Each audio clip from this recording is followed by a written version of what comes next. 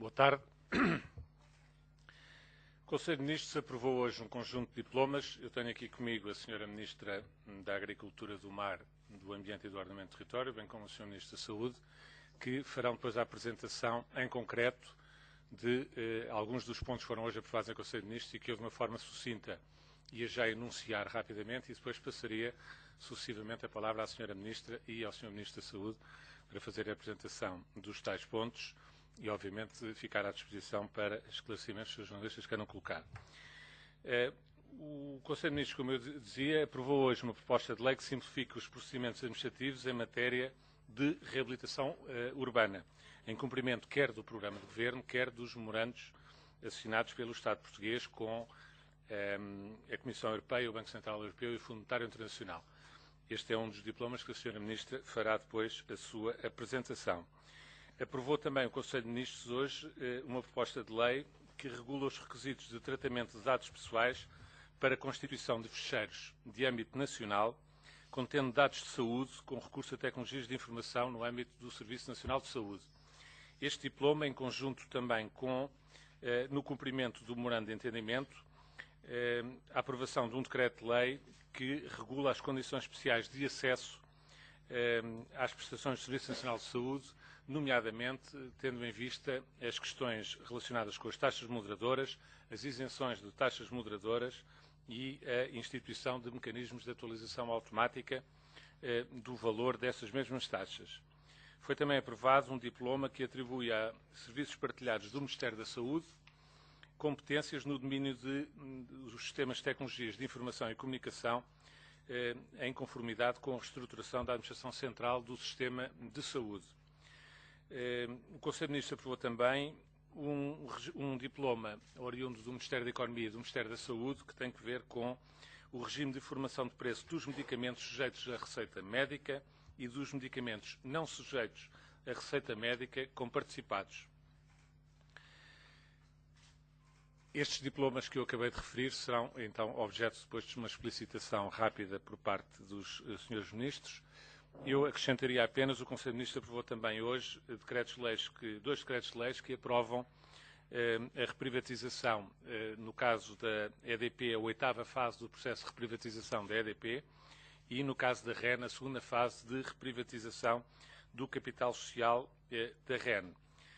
São diplomas, são operações de reprivatização, como sabem, que estão previstas, foram já anunciadas pelo Governo e estavam previstas nos memorandos nos compromissos assumidos pelo Estado português no âmbito dos memorandos de entendimento e o modelo operacional que agora foi aprovado no Conselho de Ministros pretende salvaguardar em primeira linha os interesses estratégicos das empresas e o interesse público que é inerente, nacional, que é inerente a esse interesse estratégico destas duas empresas. Por último, o Conselho de Ministros aprovou também uma resolução que define os princípios orientadores da recuperação extrajudicial de devedores, que tem que ver com mecanismos voluntários de recuperação, reestruturação e recuperação extrajudicial de empresas em situação de dificuldade. Estes princípios orientadores aprovados pelo Conselho de Ministros são os princípios orientadores que estão em linha com as boas práticas internacionais sobre esta matéria e cuja aprovação decorre também do memorando de entendimento celebrado pelo Estado português. Eu passava então a palavra à Sra. Ministra da Agricultura, do Mar, do Ambiente e do Ordenamento do Território para fazer a apresentação da proposta de lei hoje aprovada no Conselho de Ministros relativo à reabilitação urbana. Muito obrigada, muito boa tarde a todos. O Governo aprovou hoje a proposta de lei que dará entrada depois no Parlamento relativamente à simplificação dos processos administrativos em matéria de reabilitação urbana. Esta é uma matéria que cumpre quer o programa de governo, quer o ponto 6.2 do memorando de entendimento. Integra-se naturalmente num conjunto mais vasto de reformas e foco em especial a reforma do arrendamento que será concretizada até ao final do ano e que também está prevista no memorando de entendimento e no programa de governo. Tínhamos aqui dois prazos diferentes, um prazo do 3º trimestre para a reabilitação, o prazo do 4º trimestre para o arrendamento e os prazos assim serão cumpridos em cada uma das situações através de um instrumento legislativo que será a lei e, portanto, o Governo aprovará propostas de lei nessa matéria. No que respeita à reabilitação urbana e àquilo que são os procedimentos de simplificação da reabilitação urbana, queria chamar a atenção para as linhas gerais. A primeira delas é flexibilizar e simplificar o procedimento da criação das áreas de reabilitação urbana. Estão previstas na lei desde 2009, têm demonstrado dificuldade na sua aplicação. Com esta alteração legislativa, vamos tornar bastante mais simples a possibilidade de criação dessas áreas, até porque se permite que haja uma criação ou simultânea ou sucessiva das áreas de reabilitação urbana e das operações de reabilitação urbana. Em segundo ponto, há a criação de um procedimento simplificado do controle prévio das operações urbanísticas. E aqui vamos introduzir a lógica da dispensa de comunicação prévia em relação a um conjunto de intervenções, o que naturalmente estará em linha com uma maior responsabilização das próprias entidades e dos próprios técnicos que assinam os termos de responsabilidade. Portanto, por um lado, mais flexibilidade, isto tem a ver quer com as próprias operações, o controle prévio das operações urbanísticas, quer depois com mecanismos relacionados com a própria licença de habitação ou com a própria constituição da propriedade horizontal, com uma consequência que é maior responsabilização e, naturalmente, um enquadramento ao nível de contraordenações também mais alargado. Em terceiro ponto, temos também particular atenção às operações isoladas de reabilitação urbana. Até agora ficavam de fora desta matéria. Entendemos que edifícios com mais de 30 anos que demonstrem já um grau elevado de deterioração devem também poder ser objeto de uma operação qualificada como operação de reabilitação urbana, independentemente de estarem ou não dentro de uma área previamente definida como sendo área de reabilitação urbana. E esta matéria é particularmente relevante no que toca também à dispensa de comunicação prévia em relação depois aos procedimentos a adotar.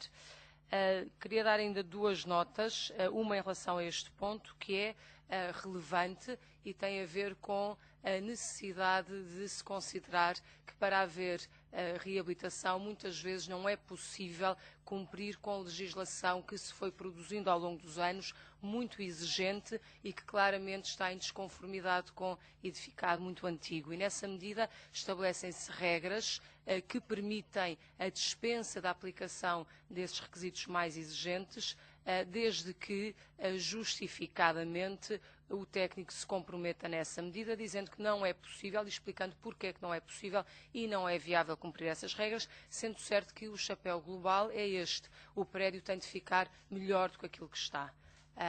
E esse é o ponto relevante nesta matéria.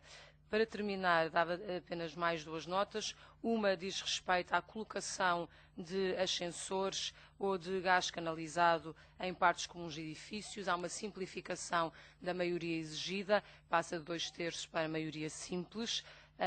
Isto é particularmente importante nos processos de reabilitação de edifícios e, portanto, uma alteração ao Código Civil e ainda uma outra alteração que tem a ver com a preocupação que o Governo tem com pessoas com deficiência e a necessidade de, nesses casos, ser possível colocar rampas de acesso e plataformas elevatórias mediante apenas uma comunicação ao administrador do condomínio e, portanto, não tendo de passar por uma deliberação eventualmente desfavorável por parte da Assembleia de Condóminos. Muito obrigada.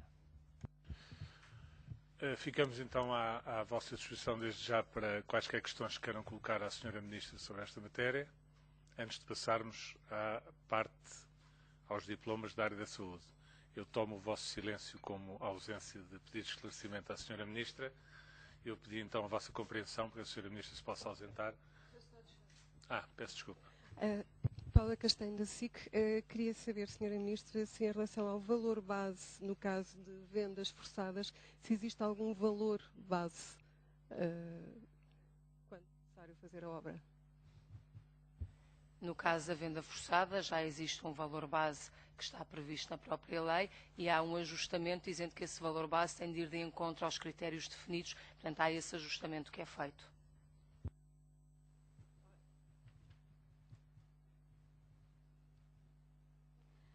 Bom dia. Eu gostaria de saber se está prevista alguma alteração no IVA para as operações de reabilitação urbana. A matéria que foi objeto de intervenção é que está prevista neste diploma que diz respeito à reabilitação urbana e, portanto, não houve mexidas noutros diplomas, nomeadamente da área fiscal.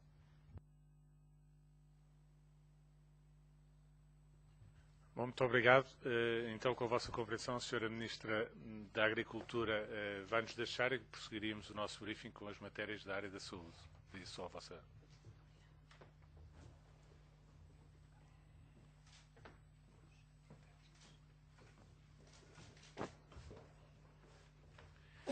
Passo então a palavra ao Sr. Ministro da Saúde para fazer uma apresentação dos diplomas que eu referi, que foram hoje aprovados no Conselho de Ministros, precisamente na área da saúde. Muito boa tarde a todos. Começava por apresentar o decreto-lei relativo às taxas moderadoras. Esta revisão do diploma das taxas moderadoras surge, como é do vosso conhecimento, do acordo da Troika, portanto, da decorrência desse acordo, e o memorando de entendimento relativamente às taxas moderadoras previa o seguinte, relembrando o aumento das taxas moderadoras, uma diminuição das isenções, uma indexação automática à inflação em termos anuais e uma diferenciação em termos de cuidados primários face às urgências. No diploma hoje aprovado em Conselho de Ministros foi aprovado o tipo de isenções, as alterações nas isenções e a condição de recursos. O valor das taxas, como é do vosso conhecimento, não é objeto de aprovação, é por decreto-lei, é através de uma portaria. A nossa estimativa é que a promulgação do decreto-lei, se tudo correr normalmente, deverá ser durante o mês de outubro e, portanto, assim que for promulgado o decreto-lei, será promulgada a portaria. Indo falando-vos então relativamente à matéria das isenções. Em termos de isenções, mantém-se as isenções para grávidas, parturiantes, crianças até aos 12 anos, dadores benévolos de sangue nas prestações em cuidados de saúde primários, os dadores vivos de células de sangue nas prestações em cuidados de saúde primário, os bombeiros nas prestações de cuidados de saúde primário, os doentes transplantados, enfim, um conjunto grande, os deficientes das Forças Armadas também beneficiam de isenção e um conjunto de isenções significativa. O que é que muda nas isenções em termos substanciais? Mudam dois aspectos.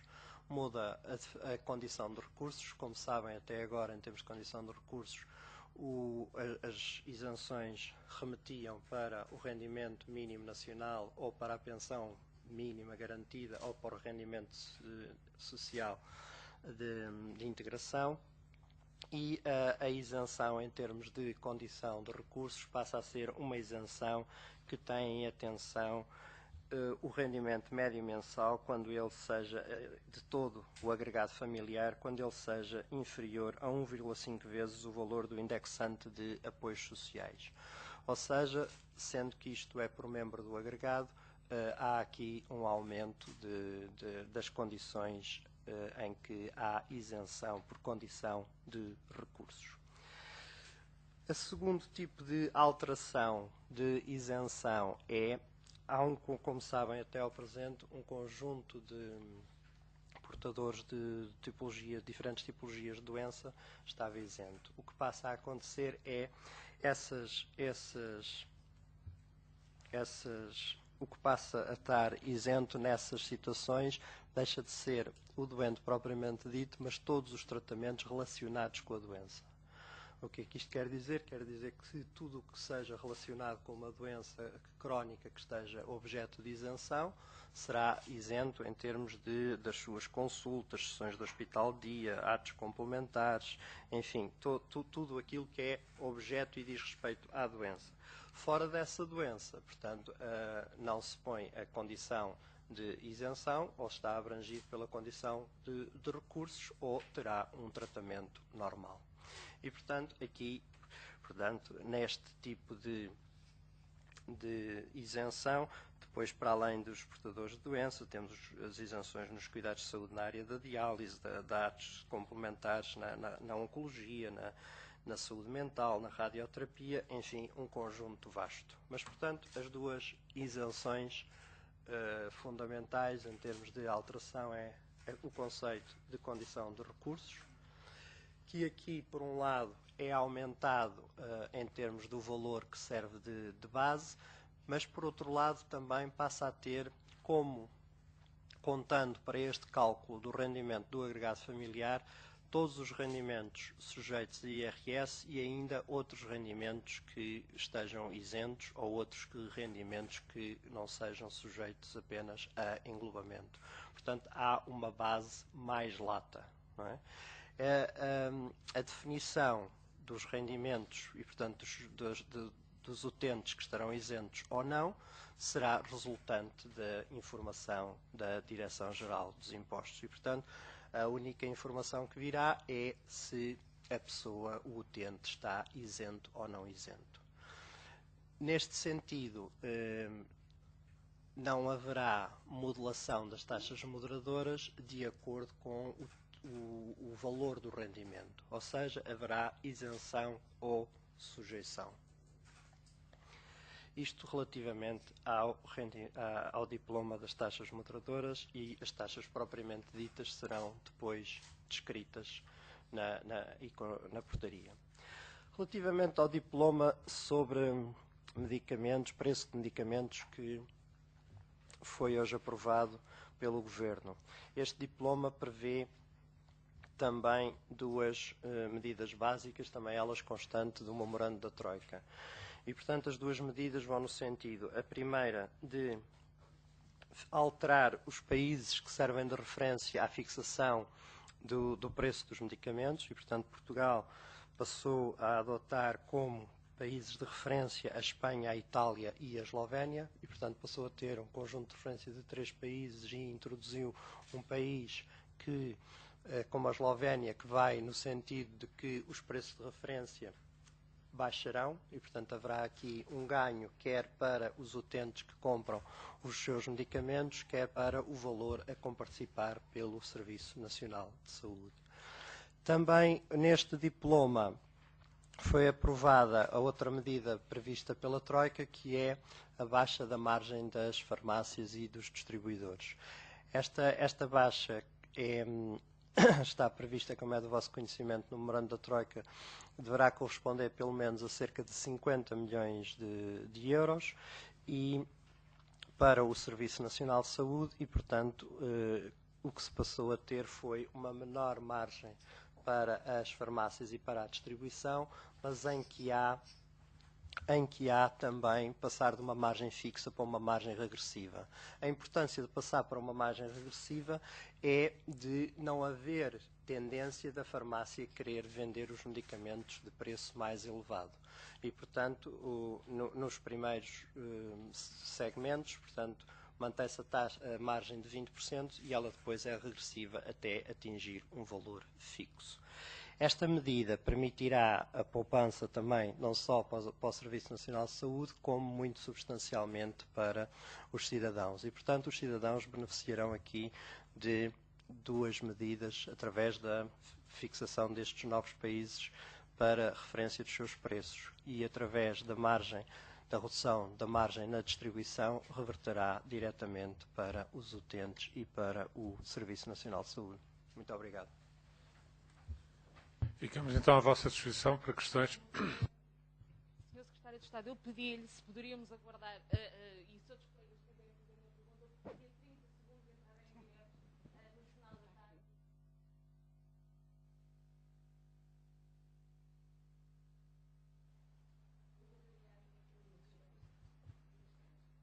Catarina Duarte, do Diário Económico. O diploma que nós recebemos, o comunicado, fala numa baixa generalizada dos respectivos preços dos medicamentos. Quer dizer que vão haver novamente baixas administrativas dos preços? Uma baixa no sentido em que eu passo a ter preços de venda ao público mais baratos e também uma baixa no sentido em que há uma menor margem para a distribuição. Portanto, e como referiu, essa baixa é não só para medicamentos comparticipados, mas também para medicamentos não comparticipados.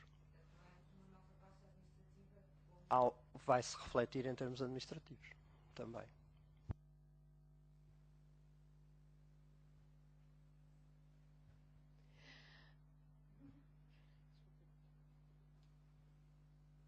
Só um momento.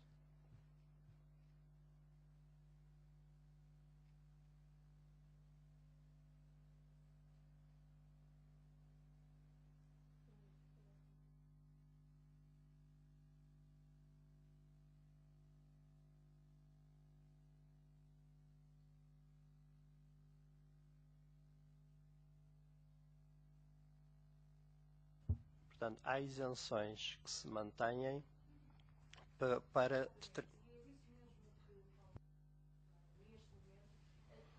Os pormenores em relação a estas isenções, e Sr. Ministro, nós ouvimos aqui que se mantêm, por exemplo, para grávidas, crianças até aos 12 anos, dadores de sangue, doentes transplantados, portanto, aquilo que já acontecia, mas há então aqui uma diferença quanto à condição de recursos e que os dados ficam agora relacionados com a Direção-Geral dos Impostos. Eu pergunto-lhe, de facto, o que é que vai mudar e quem é que fica, de facto, isento de pagar as taxas moderadoras?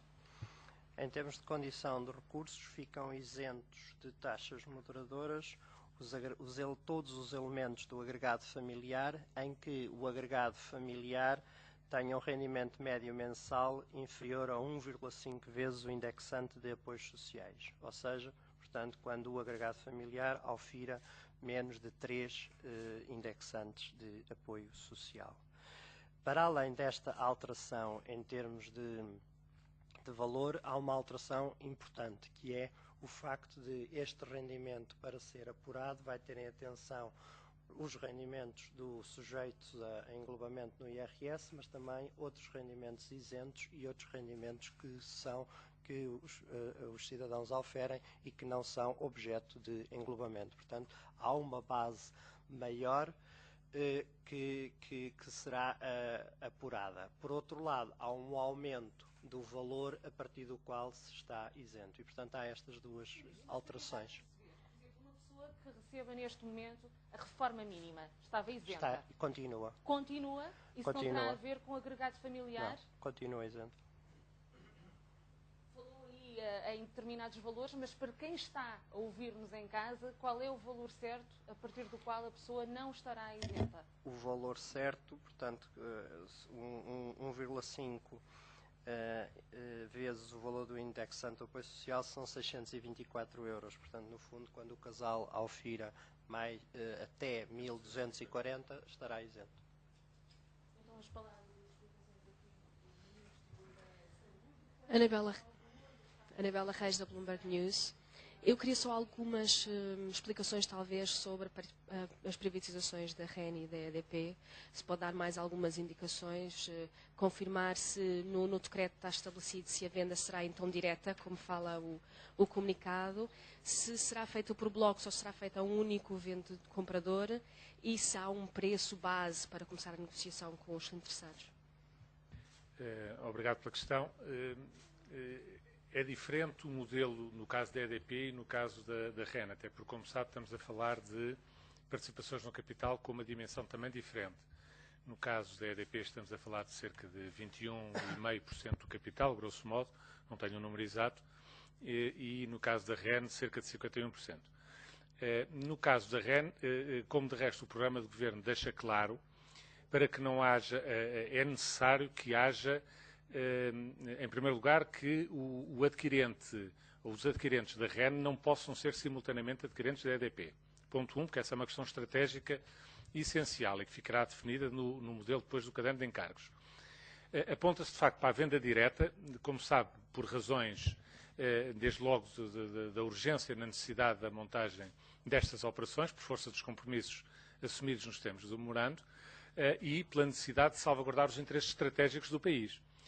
De qualquer maneira, nos diplomas prevê-se que a venda pode ser uma venda direta em investidores de referência, digamos, de natureza institucional ou bancos, mas se, na eventualidade de haver áreas sobrantes dessa alienação de capital, poder-se-á recorrer a uma operação pública de venda. Portanto, a OPV também fica prevista nestas operações, mas eu diria subsidiária relativamente à venda estratégica, à venda direta estrategicamente definida. No caso da EDP, porventura, a indicação que o Conselho de Ministros já tem, que o Governo tem, é de que o conjunto de interessados, quer no caso da EDP, também no caso da REN, em princípio afastarão, ou virão a afastar na prática, a necessidade de se recorrer à OPV. Mas, em termos dos diplomas aprovados em Conselho de Ministros, prevê-se no regime jurídico essa eventualidade apenas para cobrir a possibilidade disso vir a acontecer, embora as indicações que o Governo tem da parte de interessados nacionais e internacionais para a aquisição, para acorrerem a estas operações de privatização, é de que a venda direta seja suficiente. E, portanto, os dados que eu lhe penso que esclareci a sua questão.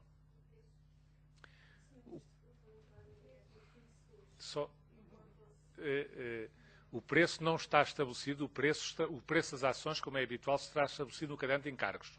E, portanto, na sequência da aprovação do decreto-lei, será publicado por resolução do Conselho de Ministros os cadernos de encargos de uma e de outra operação de privatização, onde ficarão definidos quer os preços das ações, quer os lotes das ações que são reservadas para trabalhadores e para pequenos subscritores, tudo de acordo com aquilo que, como é habitual, decorre da Lei Quadro das Privatizações.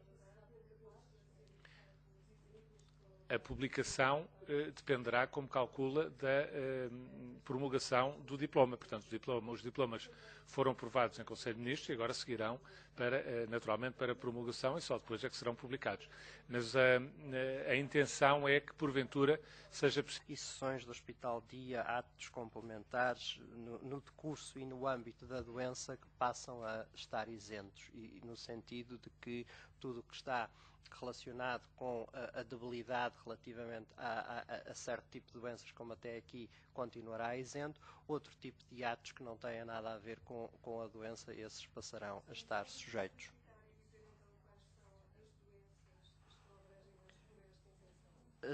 Os atos relativos às patologias abrangidas por esta isenção são os atos relativos a doenças degenerativas, neurológicas, musculares, oncologia, atos relativos à radioterapia, saúde mental, transplantação, coagulopatias, diabetes, paramiloidose, enfim, é um conjunto bastante vasto.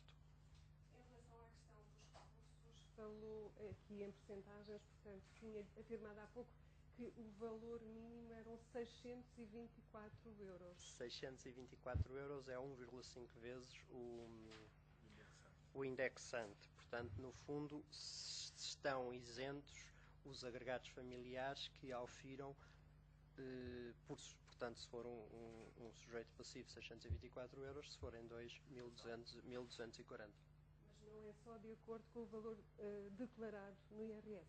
É de acordo com o valor declarado no IRS e de acordo com os valores que estão isentos de IRS, ou seja, que são declarados, mas possam não ser tributados, e de acordo com os valores por exemplo, de rendimentos de capitais que a pessoa tenha e que não os tenha que englobar, mas que sejam do conhecimento da Direção-Geral dos Impostos. Quanto é que o Estado pensa encaixar com esta medida?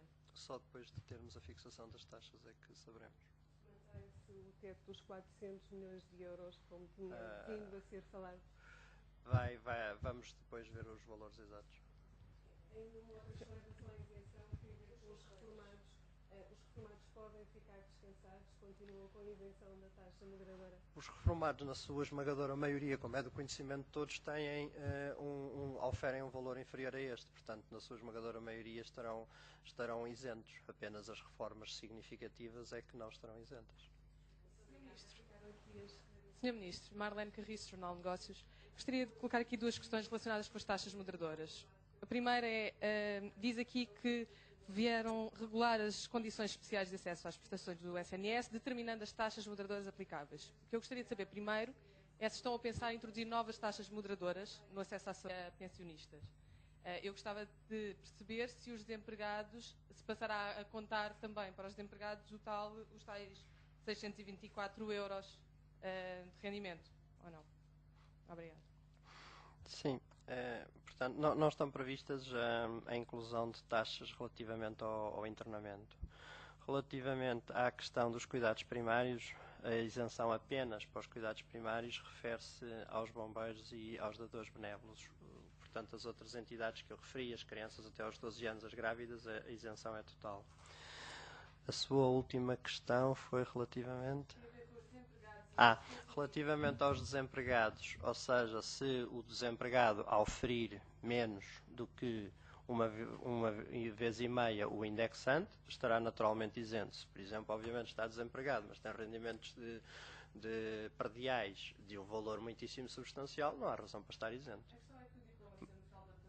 E que veio aplicar a condição de recurso a pensionistas e desempregados, parecia-me que restringia um pouco mais na questão dos desempregados, porque tinha em conta o salário mínimo nacional, que é mais baixo do que estes 624 euros. Exatamente, e nós quisemos alargar. Mas o Sr. Ministro disse também que o número de pessoas que iria deixar de estar isento iria baixar. Atualmente são mais de 50%, iria baixar. Com estas medidas, parece-me que poderá não baixar. Nós não temos, quer dizer, basicamente o que irá reduzir será a isenção por doença, que a pessoa estava totalmente isenta e agora são todos os atos relativamente àquela doença que ficam isentos, e isto faz aqui uma diferença, porque de resto, de facto, em termos de recursos, passará a haver mais pessoas isentas. Mas é essa a nossa intenção deliberada. Eu queria aproveitar só para fazer uma precisão, que o Sr. Ministro há pouco falou, podem ter ficado dúvidas, quando o Sr. Ministro referiu que a questão dos cuidados, da isenção para a prestação de cuidados de saúde primários abrangia os bombeiros, é genericamente, sem prejuízo, obviamente, de todas as prestações de cuidados de saúde aos bombeiros, por força do exercício da sua função, porque esse também continua isento, como é evidente. E, portanto, para não ficar aqui a ideia de que tinha havido aqui uma redução. Não. Boa tarde, Joana Branco, da TVI. Falou da redução do preço dos medicamentos. Eu gostaria, por consequência da alteração dos países de referência, eu gostaria de saber de que forma é que essa redução se vai sentir nos medicamentos e pedia-lhe, se faz o favor, de nos dar alguns exemplos concretos dos medicamentos que são mais utilizados, por exemplo, o paracetamol. Nós temos uma simulação para os 33 medicamentos mais vendidos e depois podemos posteriormente distribuir alguns exemplos concretos, como que está a referir, e nesses 33 medicamentos há uma redução de encargos para o Estado de 20 milhões de euros e há uma redução bastante significativa. Mas nós podemos fornecer, por exemplo, aos 5 medicamentos concretos, o efeito desta redução. Ana Batista, do Diário Notícias. Eu queria, ainda por causa da privatização da EDP, a minha colega fez uma questão se havia a possibilidade de venda em bloco, se essa era a opção mais apetecível, digamos assim, nesta situação, e era para perceber se de facto é isso que está, ou que vai estar nos cadernos de encargos, se é essa venda em bloco, e queria perceber que outros princípios e regras gerais é que nos pode adiantar que vão estar nos tais cadernos de encargos. Presumo que já saibam alguns outros princípios. Falou aqui de ser necessário que os adquirentes da REN não pudessem ser também adquirentes da EDP. Haverá outras medidas também que possa já adiantar nesse sentido? Não há muito mais medidas que eu possa adiantar nesse sentido. E, de resto, essa questão da impossibilidade de confluir a detenção da REN com a da EDP decorre quer de normas internacionais, quer dos próprios interesses estratégicos da empresa. Portanto, há aqui uma incompatibilidade, digamos assim, que será, obviamente, salvaguardada também nestas operações de privatização. Relativamente a outras modalidades, eu o que lhe posso dizer é que a modalidade de venda direta é uma venda direta a investidores de referência, exatamente para defender os interesses estratégicos que estão em causa nas privatizações destas empresas. O que se prevê nos diplomas é a possibilidade de, em termos subsidiários, vir a haver operações públicas de venda, caso não haja a venda direta a investidores de referência, não seja possível, de referência ou institucionais, não seja possível. Mas as indicações, como lhe referi, que o Governo tem é de que, digamos, é uma salvaguarda que fica na lei, mas que eventualmente não, assim o esperamos, não vai ser necessário acorrer a elas. Eu penso que a sua pergunta tem que ver se isto vai ser vendido em partes, por partes ou em bloco. Eu diria que isso, obviamente, decorrerá do mecanismo de negociação que está implícito na modalidade de venda direta. E, portanto, eu não lhe posso antecipar o que é que vai acontecer nessa negociação. E, portanto, não consigo satisfazer a sua curiosidade neste momento. Não consigo, com franqueza. Não há nenhumas medidas que possa adiantar do que é que, por exemplo, se haverá alguma mudança de estatutos, como já foi referido na REN, poder haver uma mudança, por exemplo, da questão dos direitos de votos, da questão da participação que as empresas que comprarem podem vir a ter. Isto estará definido também nesses cadernos de encargo, presumo eu? Era isso que eu ia dizer. Isso será, em princípio, matéria que é definida nos cadernos de encargos. Os cadernos de encargos não estiveram hoje no Conselho de Ministros. Hoje o que o Conselho de Ministros aprovou foi os diplomas que politicamente dão luz verde e juridicamente a estas duas operações de privatização. Os cadernos de encargos virão a seu tempo a Conselho de Ministros e, nessa altura, também aqui estaremos para fazer a apresentação com todos. Antes do final do ano. Os cadernos de encargos só podem ser aprovados à luz destes diplomas. Portanto, primeiro é preciso aprovar os diplomas que os decretos-leis que hoje foram aprovados, eles têm que estar publicados e só a partir daí é que se podem aprovar os cadernos de encargos, porque tem que cumprir a lei, não é? Que a operação de venda esteja concluída até ao final do ano. Exatamente, porque, quer dizer, como eu lhe disse, eu não me comprometi que ela estivesse cumprida até ao final do ano, que eu não posso comprometer-me a uma coisa dessas, nem o Governo, como é evidente. O que eu lhe disse foi que, obviamente, até por força dos próprios memorandos de entendimento, que prevêem expressamente, como sabe, estas operações, há todo o interesse em que, e de resto, pelos contactos e as diligências que o Governo tem vindo a desencadear, como é público, nestas matérias relacionadas com as privatizações destas empresas que estavam previstas já, há todo o interesse na montagem destas operações o mais rápido possível. A sua conclusão, obviamente, isso é que já o arranque das operações, com a aprovação hoje em Conselho de Ministros, fica, digamos, a opção política tomada em definitivo. Agora teremos que aguardar para a publicação dos diplomas. Eu penso que os processos negociais serão desencadeados naturalmente e a aprovação dos cadernos de encargos, quando o Conselho de Ministros pronunciar sobre isso, aqui estaremos depois para vos dar detalhes relativamente a esses mesmos cadernos de encargos. Liliana Valente, jornali. Sr. Ministro, ainda em relação às isenções, disse que elas acabariam por aumentar, tendo em conta as condições de recurso e a isenção por doença. Perguntava-lhe se tem uma estimativa de quantas pessoas é que vão ficar isentas, sendo que atualmente são cerca de 4 milhões. O que eu disse é que relativamente às condições de recurso aumenta pelo valor. Ou seja, a questão aqui é, por exemplo, uma pessoa o caso que falámos há pouco, uma pessoa que é desempregado e que o cônjuge ofere 3.000 euros. Essa pessoa não está isenta, certo?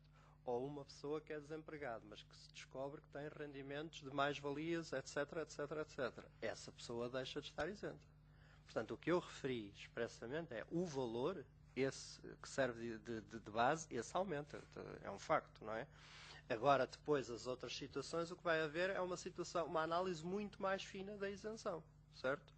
Em que, obviamente, todas as pessoas de menores rendimentos, designadamente os pensionistas, etc., pela natureza dos números, estarão isentos, certo?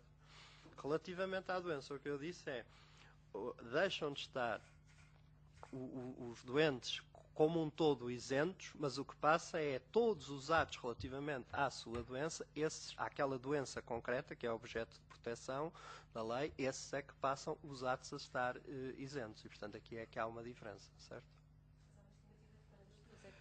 Há uma estimativa relativamente à volta de... Temos que ver como é que estamos ainda a apurar, como é que entra aqui as questões, por exemplo, das crianças, porque há uma duplicação, não é? Ou seja, quando nós isentamos as crianças dos 0 aos 12 e ao mesmo tempo temos isentas todos os membros do agregado familiar, a base sobrepõe-se. Aliás, era o que acontecia até aqui. Portanto, o que nós estamos a tentar fazer é precisamente esta análise mais fina e depois dar-lhe-nos o número, porque estamos a apurar, tentar categoria a categoria, embora seja difícil por causa das sobreposições. Patrícia Lusa. Eu gostaria de saber para que valor é que o Governo pretende aumentar as taxas moderadoras através da tal portaria, no caso das consultas e no caso das urgências. O Governo vai ser definido por portaria, portanto não há decisão sobre isso. Ainda na sequência desta pergunta, consegue pelo menos dizer-nos se o aumento vai incidir sobretudo nas taxas em relação às urgências? Ser cumprida a indicação da Troika, que é haver uma maior diferenciação no sentido de entre cuidados primários e de urgências. Catarina Duarte, Diário Económico. Sr. Ministro, em relação às alterações nos medicamentos, estão previstas entrar em vigor já em outubro? Outra pergunta, desculpe. Como é que fica com estas alterações aos medicamentos o acordo assinado com a indústria farmacêutica ainda pelo anterior Governo? Obrigada. Portanto, entrará em vigor de acordo com os prazos legais, ou seja, agora o diploma seguirá os seus prazos legais de promulgação, etc. E, portanto, depois os atos administrativos serão imediatos. As negociações com a indústria farmacêutica são, diria eu, têm decorrido de forma periódica e continuarão a decorrer. Ou seja, por um lado, tem havido uma redução significativa, porque se somarem a estas medidas hoje adotadas, as medidas constantes da proposta de lei relativamente às providências cautelares dos genéricos, relativamente à introdução do primeiro genérico ter que ser 50% inferior à molécula original. Portanto, há aqui, mais as medidas que anteriormente foram tomadas, há aqui um conjunto significativo de medidas que têm baixado os encargos do Serviço Nacional de Saúde e também das pessoas. E, obviamente, têm vindo a representar menos proveitos para a indústria e, neste caso, também para as farmácias. E, portanto, é necessário, de facto, fazer um diálogo com a indústria e com as farmácias no sentido de que não queremos de maneira nenhuma que haja desaparecimentos de empresas, não queremos que haja situações extremas e, portanto, teremos que ver com a indústria farmacêutica, de facto, a possibilidade de celebração de novos protocolos. A indústria já se disponibilizou para isso e vamos trabalhar. Como sabem, também teremos que trabalhar na área do medicamento hospitalar, onde, ao contrário do que acontece no medicamento ambulatório, há um crescimento e, portanto, iremos continuar a ver estas situações.